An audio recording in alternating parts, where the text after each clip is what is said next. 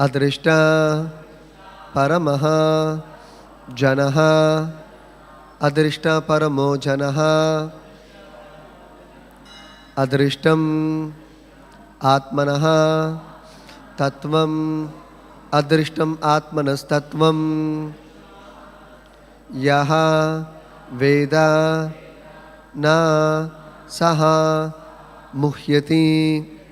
Yona Veda Yo Veda Na Samuhyati. Nunam Hyadrista Adrishta Nishtoyam. Adrishta Paramo Janaha. Adrishtam Atmanas Tattvam. Yo Veda Na Samuhyati. Nunam Hyadrishta Nishtoyam. Adrishta Paramo Janaha. Adrishtam Atmanas Tattvam. Yo Veda Na Samuhyati.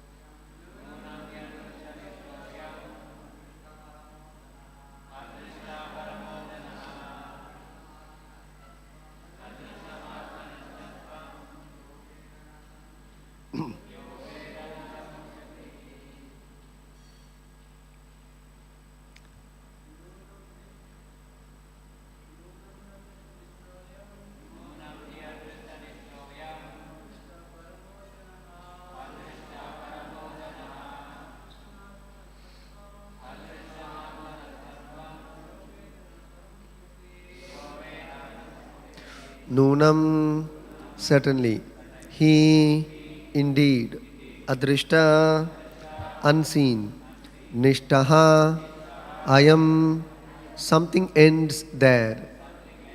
Adrishta, the unseen destiny. Paramaha, ultimate. Janaha, every living entity within this material world. Adrishtam, that destiny. Atmanaha, of oneself. Tattvam, ultimate truth.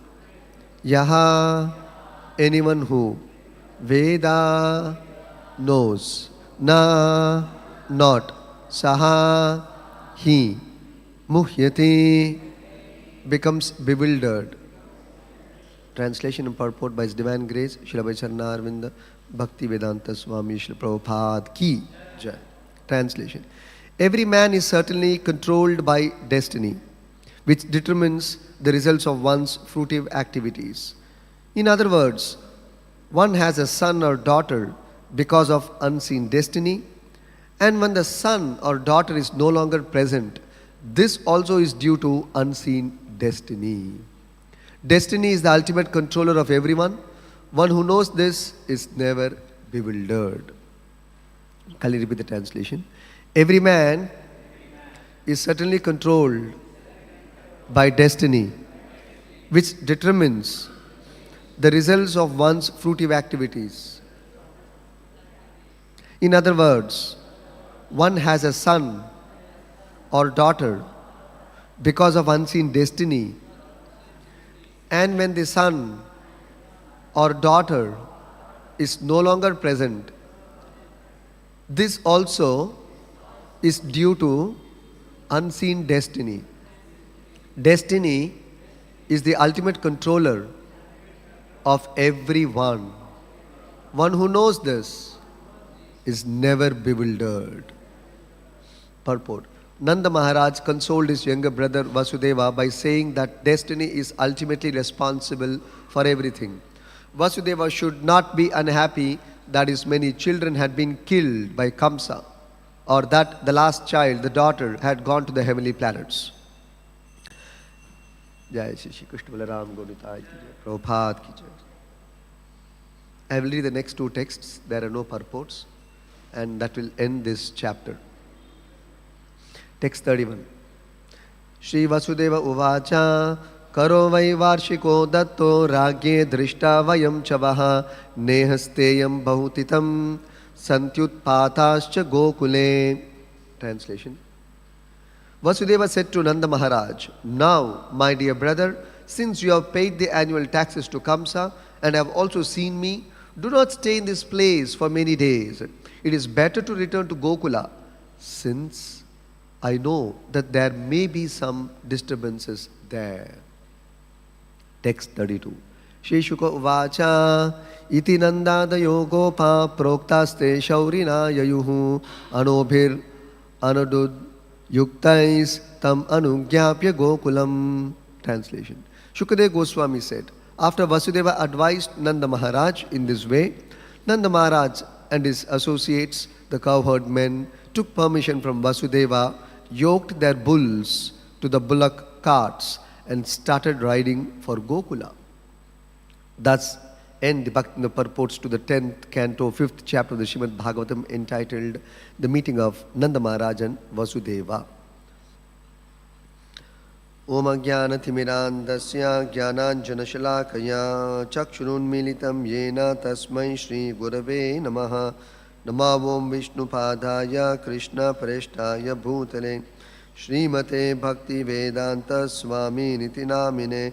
Namaste Saraswate Deve Gauravani Pracharine Nirvishesha Shunyavadi Paschati Deshatarine. Jai Shri Krishna Chaitanya Prabhu Nityananda Shri Advaita Gadadhara Shri Vasadi Gaura Bhakta Vrinda. Hare Krishna Krishna Krishna Hare Hare, Hare Rama Rama Rama Hare Hare.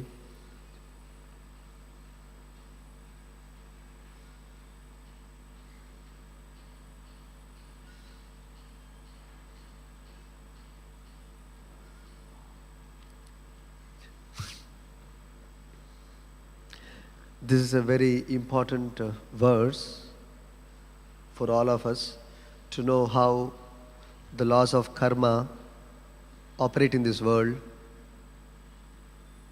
and delivering us to our destiny. How Kala is working in this world, leading us to our destiny. And there is no exception or exemption for any conditioned soul in this world from the clutches of laws of karma or Kala and thereby his destiny. Nobody can escape destiny. That is what is being mentioned here. And every movement in this world is taking place by one's destiny, which is ruled by Kala and Karma. Karma means karma of the individual.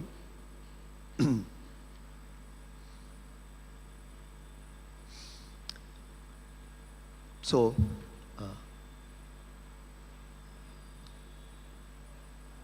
Nanda Maharaj is pacifying Vasudeva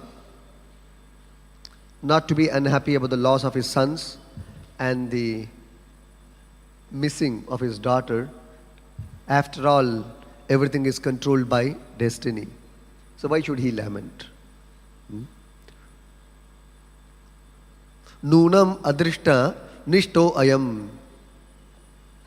Certainly, adrishta nishto ayam.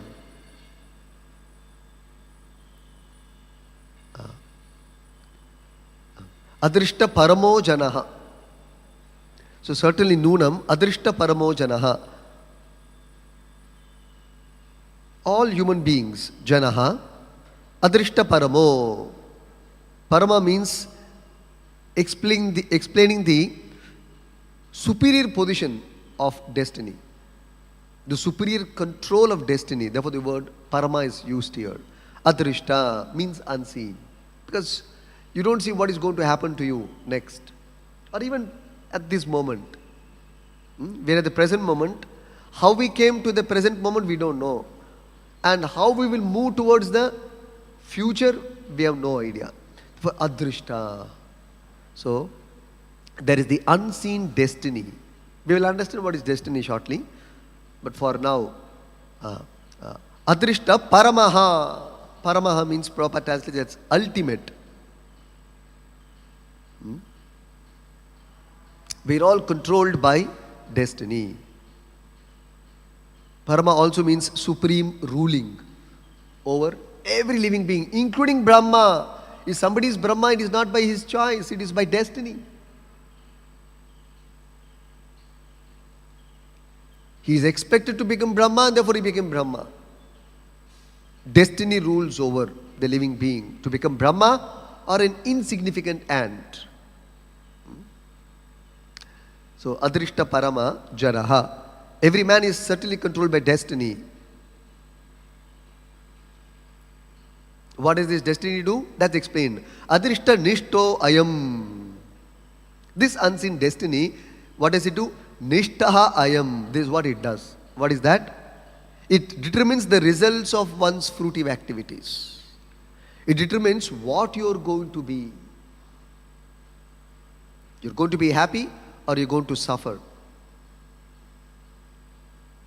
You're going to become a great man or a man who's not known to anyone. You're going to become famous or infamous. Whether two people will join together or they'll get separated.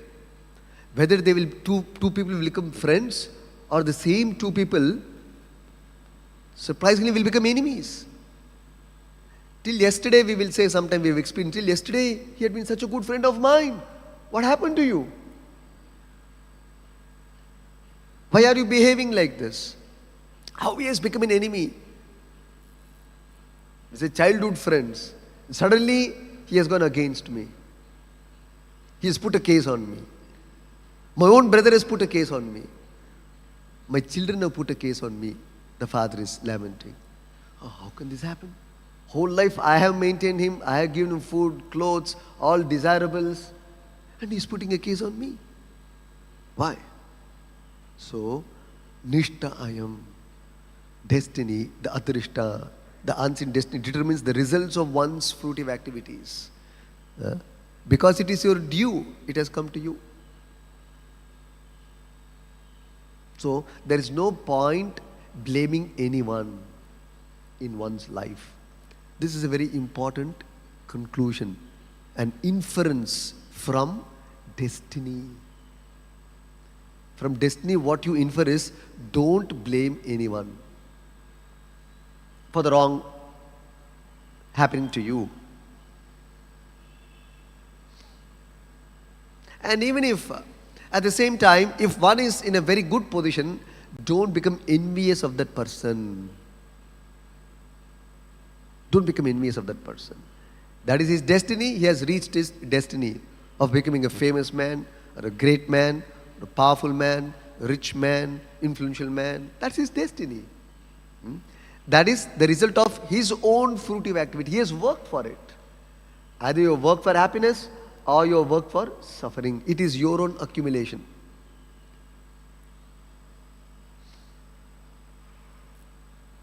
In other words, Prabhupada continues in this context because Vasudeva was little unhappy that he lost all his sons, and even the daughter entered the heavenly planets.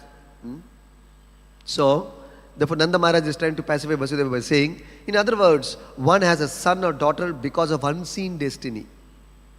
It was not by your choice that you got the sons and the daughter. You were awarded. They became your sons and daughter. Not by your choice. They were given to you, not by your choice.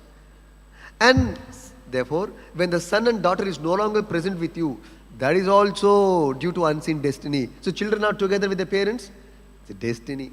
The children not with the parents, that is also due to unseen destiny.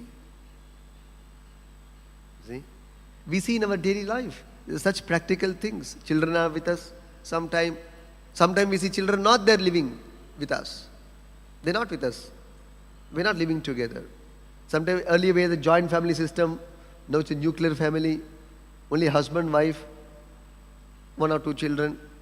Now only husband, wife. Most places there's no children also. And now husband also working in another country, wife also working in another country. So husband, wife also they call husband, wife. They're not staying together. So adrishta nishto ayam. You get the result of your own past deeds. So therefore, Nanda Maharaj is saying, adrishta atmanas tattvam. Destiny is the ultimate controller of everyone. Therefore, he is saying, yaha, a person, veda na samuhyati. Yaha Veda, a person who knows the act of destiny, the actions of destiny, the workings of destiny, Veda, one who knows, nasamukhyati, he is never bewildered. He never feels sorry. He never becomes depressed or laments. Because he knows it's the action of destiny, workings of destiny, rulings of destiny. And he knows how destiny works. It is the result of my own deeds. So why should I lament? So after Nanda Maharaj spoke this, then Vasudeva spoke to Nanda Maharaj. Shri Vasudeva Uvacha, Karo vai varshiko datto ragye drishta vayam chavaha. So he is saying, my dear brother Nanda,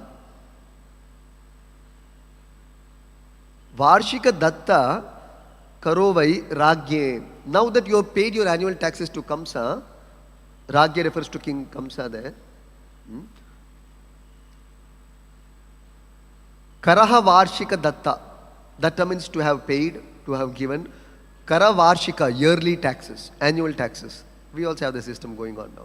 Now that you have paid your annual tax, because Nanda Maharaj was belonging to Vaishya community, and he has some certain agricultural land and goshalas, and therefore he is due tax to the king on an annual basis. And earlier the tax system was very simple, 25% tax you give, that's it, finished. Rest is yours. There's no multiple tax system. There's only one tax, 25% of your income, that's all. If no income that month or that year, there's no tax, finished. It's very simple. No income, there's no tax. Not that there's no income, still there is this tax, that tax, sales tax, VAT, GST, entertainment tax, luxury tax. No taxes. No income, no tax. Very simple system. You have income, 25% you give, 75% you enjoy. Finished. So, Nanda Maharaj was very prompt in paying his taxes, therefore he came to Mathura and he had the opportunity to meet Kamsa also. So Vasudeva is telling that since you have paid the annual taxes to Kamsa and drishta vayam chavaha. Drishta means to see. Vayam means me. Now that you have seen me also, you paid your taxes, because Nanda Maharaj had 2 purposes coming to Mathura every year. One is to pay the taxes. Personally he would come so that he will also get the opportunity to meet with Vasudeva, his dear brother. So now that the purpose is met, drishta vayam chavaha, the purpose is met. So Vasudeva is saying, nehasteyam bahutitam, don't stay here for many days. Neya means negation. Do not. Steyam means to stay. Bahutitam, tithi, titham, bahu means many, titham means days. So don't stay here for a long time. Why? Because Santi, he is foreseeing there may be something, utpata, there may be some calamity, some danger. Where? Gokule. In Gokula, in your place, there may be some danger. Please go very soon. There could be some disturbances you might expect from. Please go home at the earliest. So then, Shri Shuka Uvacha, Shukadeva Goswami narrating this Leela to Parikshit Maharaj is continuing. Iti Nandadaya Gopa Proktaste Shaurina Yayuhu. Proktaste Shaurina. When he received, who? Nanda. Iti. Referring to this advice of Nanda Maharaj. Proktaha, advice of Vasudeva. Proktaha te Shaurina. Shaurina means referring to the king. Shauri, king. Shaurya. Referring to, not Nanda, referring to Vasudeva. Vasudeva is the king. Shaurina te iti. After hearing Proktaha, the advice of Vasudeva, Nanda Adaya Gopaha.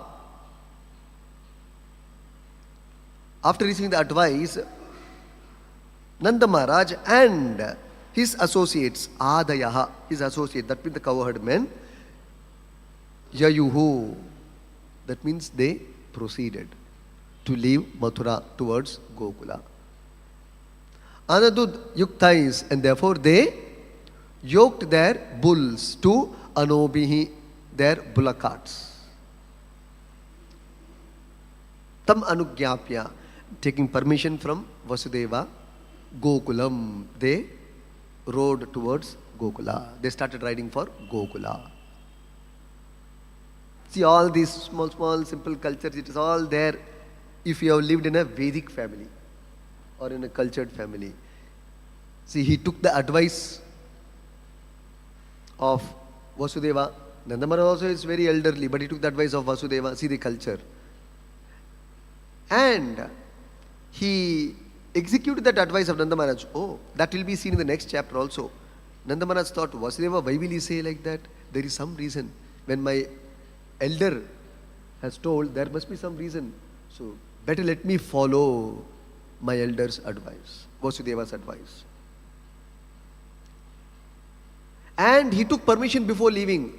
Not that he just goes off and then does not inform. You see, he took permission. See this culture? Nanda Maharaj is taking permission. Sir, I am going, sir, now. Shall I go? Today, where we see that culture? Everybody does what they want. You see, such fine things you see here. Tam anugyapya Gokulam. He took permission from Vasudeva. So for doing you take permission. For not doing also you take permission. For going you take permission. For coming you take permission. Shall I come in? Not that anyway I will go into my place. No. There is a culture. There is an etiquette. See, all these things in the life of devotees, if you closely observe. So simply chanting is not enough in life. People think, oh, I chant and that's a perfection. That's over. My job is spiritual life is over. No, it is not over. It is. There is a great hope that if you chant, then you may develop good spiritual culture. There is a hope one day. You may develop some good spiritual culture one day and come to this point. Because Vaishnava means best character, first class character, well behaved. So we can see that Nanda Maharaj is taking permission from Vasudeva. Prabhupada always said, I strictly followed my Guru Maharaj, and all the practices I have given you, one place Prabhupada said, is all what I have learnt from my Guru. Whatever I have taught you, I have learnt it from my Guru. I have not introduced anything new. Prabhupada said that. Even deity worship, Prabhupada said, whatever I have learned from my Guru Bhakti Siddhanta Saraswati, I have taught the same thing to you. Do not make changes. So the deity worship which we are doing in our ISKCON temple is actually exactly as how Prabhupada has taught us to do deity worship. Because somehow some changes also have happened other places. But we have brought it to the original standard as Prabhupada has taught his disciples how to do deity worship, all the procedures following that. We should note that it's very important. Even all the cultural aspects in the temple, what we are practicing and we are teaching, is also how Prabhupada has taught us. Right from the simple act of paying obeisances to the Guru, to the Vaishnavas, to the deities, to honoring prasadam, the mantras which we chant, the philosophy, lifestyle, is taught by Prabhupada. Should keep that in mind always. So, Nanda Maharaj and his associates, the cowherd men, they started riding for Gokula. So coming back to this verse now. It's a very important verse, text 30.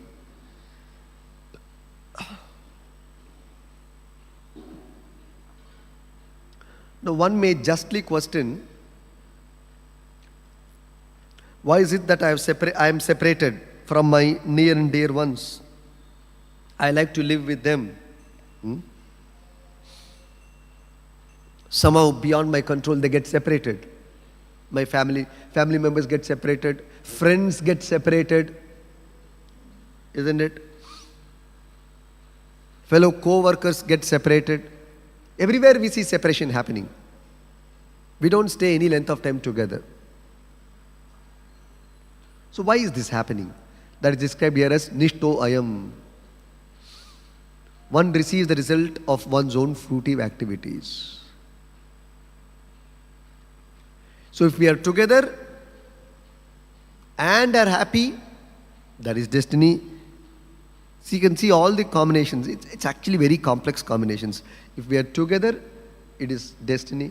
Not together, again it is destiny. If we are together and happy, that's another important point. There's also destiny, good karma. If you're together but not happy, bad karma. But that is also your destiny. Sometimes we think, why are we together? Why is this fellow with me? Better he gets separated from me, sometimes we think. Isn't it? Better because that's why they've broken the joint family system.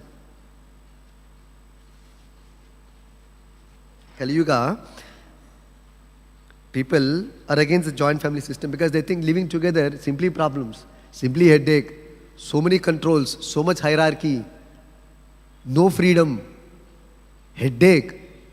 Let us get separated, live separately, be very happy, be heavenly life, good destiny they think. And then they separate off, then they'll see hell out of that also. So, ultimately it is your destiny. But you can see joint family, they're all so happy and so cooperative and so many comforts and benefits and advantages are there. It's a destiny.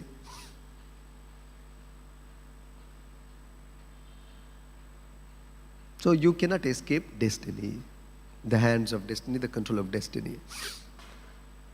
So the important point is, destiny is something which becomes fixed by your action. Your current action fixes the destiny. And the current action, as time moves, it becomes the past action, past karma. Prarabdha karma.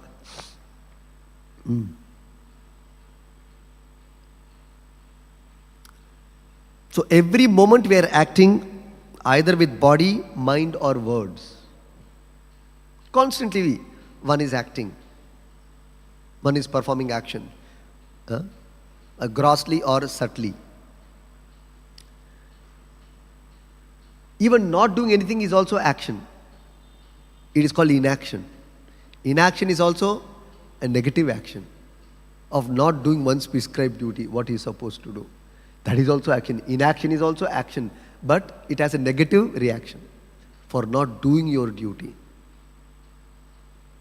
So therefore somebody may say, oh, I am working, therefore there is a reaction, I will not work. Nirvana. Sometimes they come with a philosophy called nirvana, not act anymore. No, you can't do. Not acting is sinful. Of course, not acting according to prescribed duty. That's called inaction. It is considered sinful. That's discussed in the Bhagavad Gita by Lord Krishna. So one has to act and there's no escaping from action. The third chapter of Bhagavad Gita discusses this subject at length. How one cannot be freed from acting. Free from acting. One must act. Whether you are a human being or a non-human being, everybody is acting. And therefore there is reaction or the fruits of that action. That's called fruitive activity. Because everybody is acting, with an expectation. Nobody is acting without expectation. As a conditioned soul, practically every living entity in this world is working, acting with some expectation, some intention. Nobody is acting without expecting anything. Everybody is working with some goal, some desire, some expectation. That is called fruitive activity, because you're expecting the fruits of your act. That's why the word fruit is a very good example. Just like you sow a seed, mango seed. Now that summer it is, so the devotee must have sown the mango seed some time back. And when this right mature time comes, it will give mango fruit. You are sowing the mango seed, expecting that you will enjoy the mango fruit in the later time, in future. Not that you sow the mango fruit and you're not expecting anything from that. You give fruit, is also okay. You don't give fruit, it is okay. If I eat, it's okay. If I don't eat, it's okay. No. You have an intention, a purpose when you sow the mango seed. Okay, eventually, in the future, I will enjoy the mango fruit. That's what the word fruit is originating from. Similarly, everybody is acting with the fruit of action in his mind. Let me work hard today so that tomorrow I can enjoy. I'll get salary. I can spend from that salary and I will enjoy by fulfilling my desires. That is why it's called fruitive activity. There is a hope, future hope to enjoy. It's called fruitive activity. So, nobody can be freed from acting.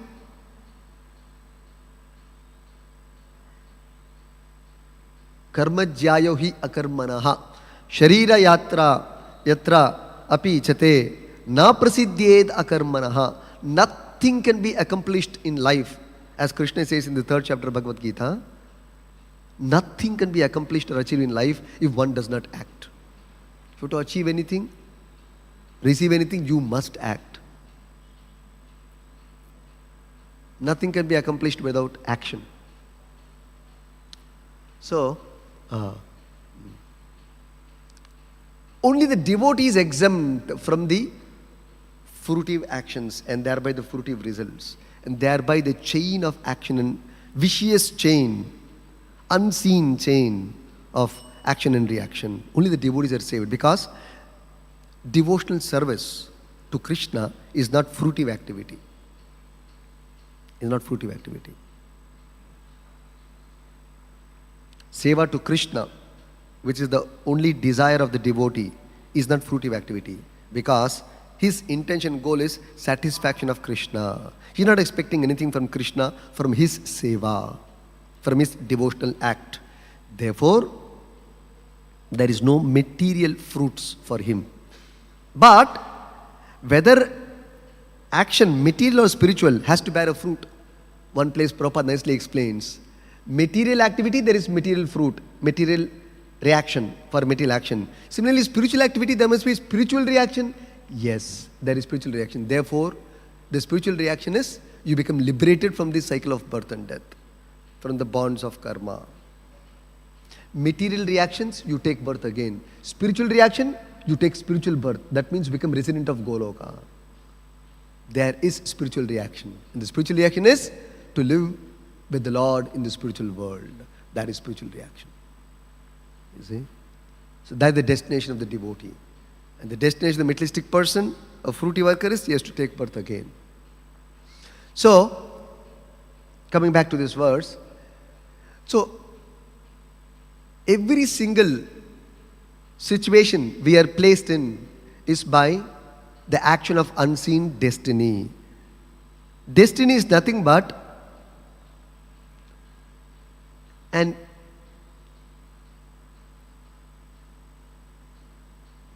a result of one's past or present actions. That's all. That's all. It's coming back to you. That's all.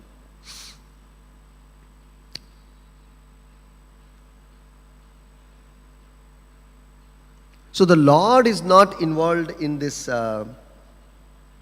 series of actions and reactions of a conditioned soul. He has set the laws of nature, and he has let it in motion with the due controllers, and it is happening impersonally by the Lord's impersonal supervising agent called Kala. Kala is the Lord's impersonal representation in this world. So Kala is running the whole cycle of destiny through karma. And karma is one's individual account. So Kala is unseen, therefore you don't know exactly what is going to happen. But it is all being tracked and directed.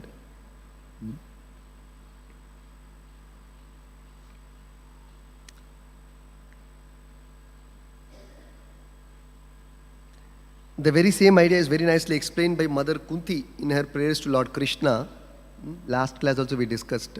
Mother Kunti Devi has brought out very, very interesting aspects of this material world's working, of our life, of devotional service, of devotees. So many things she has brought out. So one such important conclusion she has revealed in her prayer is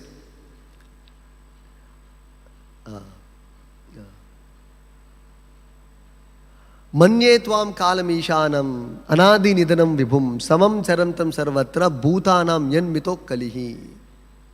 Samam charantam sarvatra bhutanam yan mita kalihi. This is the first canto, 8th chapter, text 28. Text 29, sorry. Where she is saying, Samam charantam sarvatra bhutanam yan mita kalihi.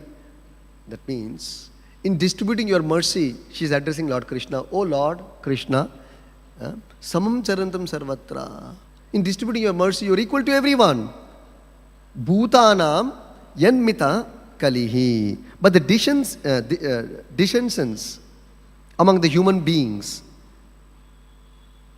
is due to social intercourse, not because of you. The disagreements, conflicts, separations, unions. Some people unite, some people separate, they fight and separate. Some people come together, they become friends. All of these things, dissension it is called in English, conflicts, all these things. So are due to social intercourse.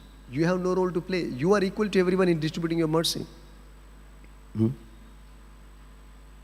So very nicely, Prabhupada explains, eternal time, Kala is the witness of all of one's actions, past, present and future. Sometimes we always say, I don't know why this is happening to me. Now you may not know, but somebody else is watching what all you have done, and they're delivering your due reactions. We always say, I don't know why this is happening to me. I don't deserve this. But that's not true. Who knows why this is happening to me?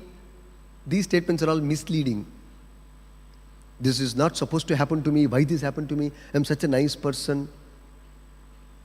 I've never done anything wrong consciously. I had always been good. We make all these statements. Maybe now you have been good enough, but what about the past? How can you erase the past account?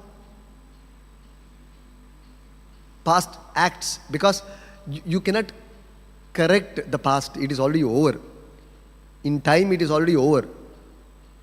Now you cannot bring it back and do error correction. You cannot do that. It is over. So Prabhupada says nicely, there is no use saying that we do not know why and for what we are suffering. We may forget the misdeed for which we may suffer at the present moment, but we must remember Paramatma, the Lord in the heart, is the witness to all our actions and series of actions. Past, present, and Paramatma also knows what this fellow will do next. But he is keeping quiet, waiting and watching what you are going to do. He knows. Somebody may say, why he does not advise? He will advise. But you may turn off that advice. And that's what happens most of the time, 99.9%. Only devotees are very sensitive. They take the Lord's advice in the heart or the Guru's advice. They take them seriously. But otherwise, non-devotees, they care the least for the Lord's advice. The Lord has given them that freedom because they want it. They want to be free, so-called free. Okay, try out. The Lord has given them the chance. But if it doesn't work out, you can always take my shelter. Lord is always welcoming. Samam charantam sarvatra bhutanam yanmita kalihi. Lord is always open, all time. That one window is always there. Relief is always there. Anytime I can go back to my Lord and become safe and happy. But that depends on the individual soul. Anyway, so Paramatma is the factor, is the witness. We may say, who knows, Prabhu, you people always keep telling last life, who has seen last life? Oh, you have seen, you have forgotten. But there's one more person who has also seen, who has not forgotten. That is the Lord in the heart, Paramatma. And He's coming with you every life. He's coming with you every life. Of course, not exactly to monitor you and track you, but to assist you and help you and support you, guide you. And without Paramatma, we are finished. We cannot exist in this world. He is providing everything for us. He is very kind. So, Krishna also said in the Bhagavad Gita, how Paramatma, the Lord, Krishna himself, Krishna as Paramatma is coming with us, accompanying us. Ishvara sarva bhutanam hrid deshe arjuna tishtati. Krishna said, I am residing with you in the heart region, residing next to the soul, and directing all your wanderings, directing you as per your destiny. Oh, then what does Krishna want from me? That you refer Bhagavad Gita if you want. Otherwise, Krishna will direct you as per your karma. But Krishna is not responsible. That also Krishna has made it clear in the 5th chapter also of the Bhagavad Gita. He does not assume any of your punya and papa. He is neither party to your punya nor is party to your papa karma. He is neutral. He doesn't assume any of your responsibility, any of your actions. He doesn't take responsibility. But he takes responsibility for a devotee because, very simple logic, if you follow Krishna, Krishna will take responsibility. If you don't follow Krishna, how can he assume responsibility for your actions? Suppose if I say, you listen to me, result of that I will take responsibility. If you say, no, I will do myself, then why should I take responsibility for your actions? Fair and good. So Krishna says, Ishvara, sarva bhutanam hrid deshe arjuna tishtati. Then again Krishna has also said, sarvasya chaham hridi sannivishta matta spriti jnanam apohanam cha. Hridi sannivishta. Again Krishna said, I am residing in everyone's heart and giving them remembrance, knowledge, guidance, direction, and even forgetfulness to what they are due. Krishna also said again in Bhagavad Gita, Kshetragnam chapi mam vidhi sarva kshetreshu bharata. In the 13th chapter, Krishna says there are two knowers of this body, living in this body. One is the soul who knows his body, and one more is the kshetragna. Two kind of kshetragnas. Kshetra is the body, kshetragna are two in number. One is the soul, one more is the super soul, super seer. Prabhupada calls seer and super seer. See, such nice terms Prabhupada uses. That means the Lord is also the knower of your body, not only you. Lord is also knower of all the bodies. Lord is also knower of your body in this life, your body in past life, your body in past million lives also. But you don't know. So He is also the knower. So in this way, we can't say, who knows? Oh, the Lord is there who knows everything. So, this Paramatma feature of Lord Krishna destines all actions and reactions. And therefore, He is the supreme controller. Without His sanction, not a blade of grass moves. So therefore, the living entities are given as much freedom as they deserve. And misuse of that freedom is the cause of suffering. The devotees are generally described as the good sons of the Lord because they don't misuse that freedom given by Krishna. Krishna has given freedom, but they will use that freedom only to do what Krishna has told or the spiritual master has told. They will not misuse that freedom. Therefore, they are considered to be the good sons of the Lord. Otherwise, others who misuse the freedom are put into miseries destined by eternal Kala. So Kala offers both happiness and misery to the conditioned soul, but predestined by eternal time. So both will come to us. Misery also, happiness also, according to our destiny, our past actions.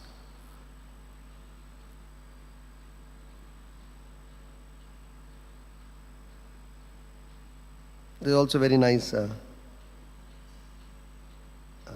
The next verse, Kunti Devi, one more verse earlier, Kunti Devi says, Nayasya kaschid daitosti karihjid dveshasya yasmin vishama matir nanam.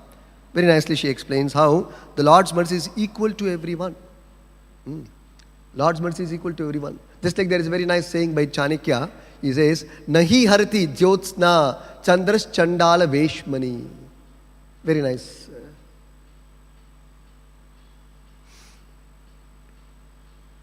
Explanation of the Lord's mercy by giving us the comparison of a sun. Just like sun's rays are equally distributed everywhere, even in a Chandala's house.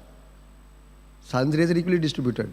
But if it is not that because you are Chandal or a low class man, the sun says, no, I'll not come into your hut or your home, I'll not come. No.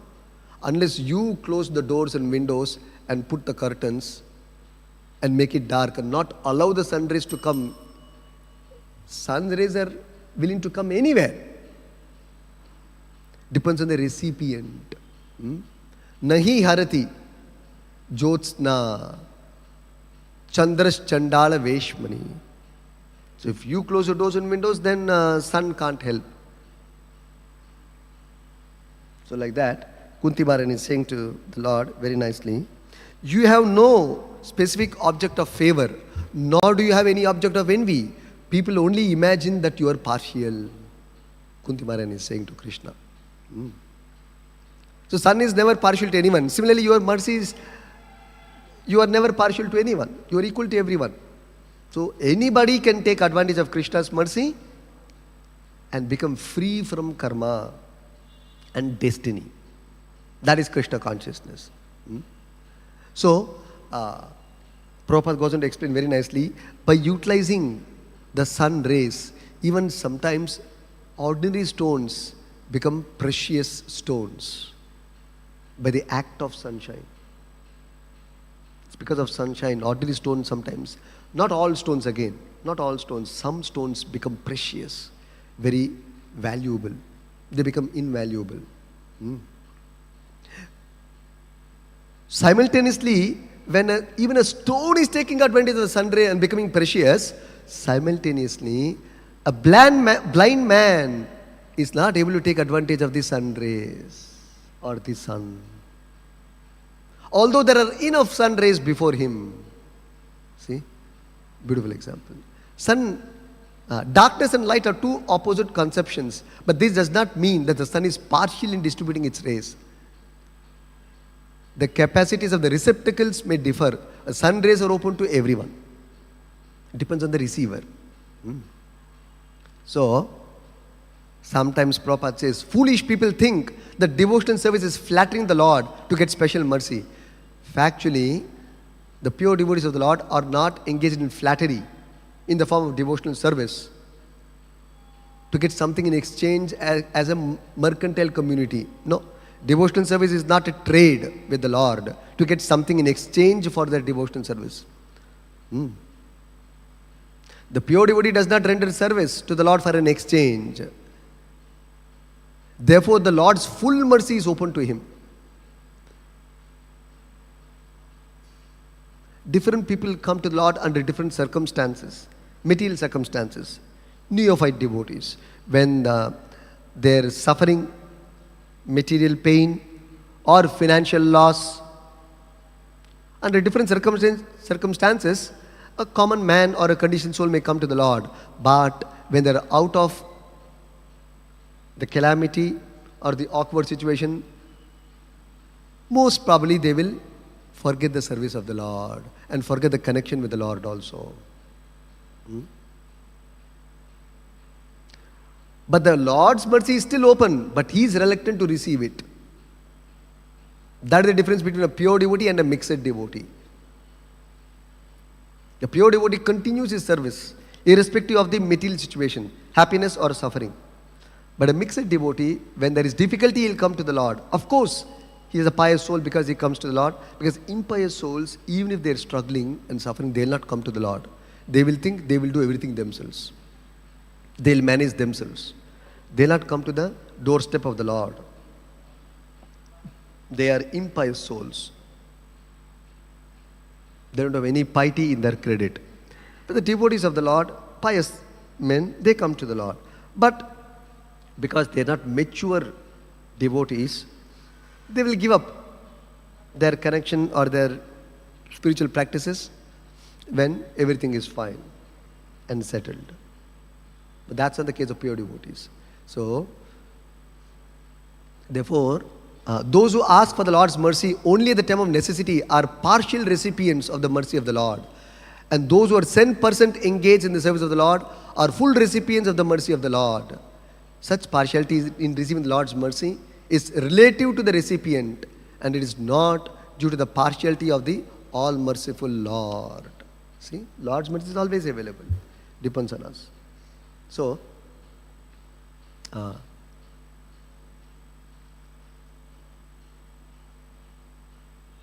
therefore, all the different happenings in our life is all due to the unseen destiny and not directly the involvement of the Lord. Lord's involvement is there, but indirectly, not directly, through the agent of Kala.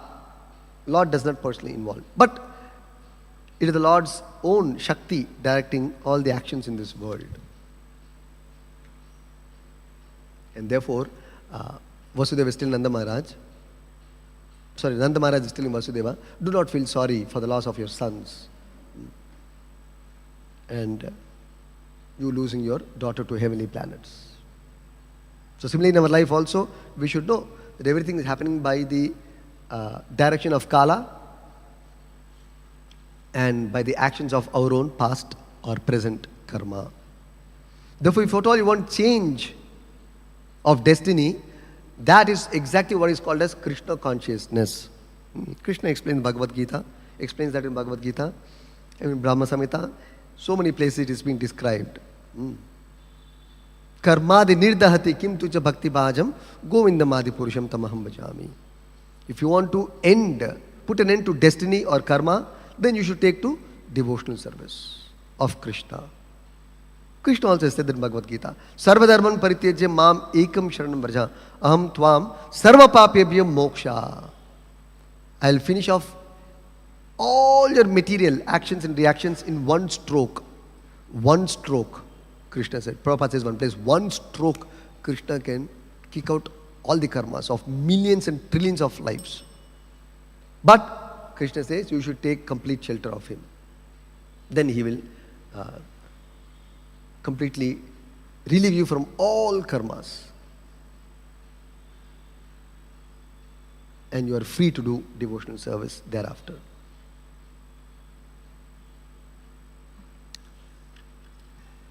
So I'll stop. Granthrat Srimad Bhagavatam ki jai, Shri Prabhupada ki jai.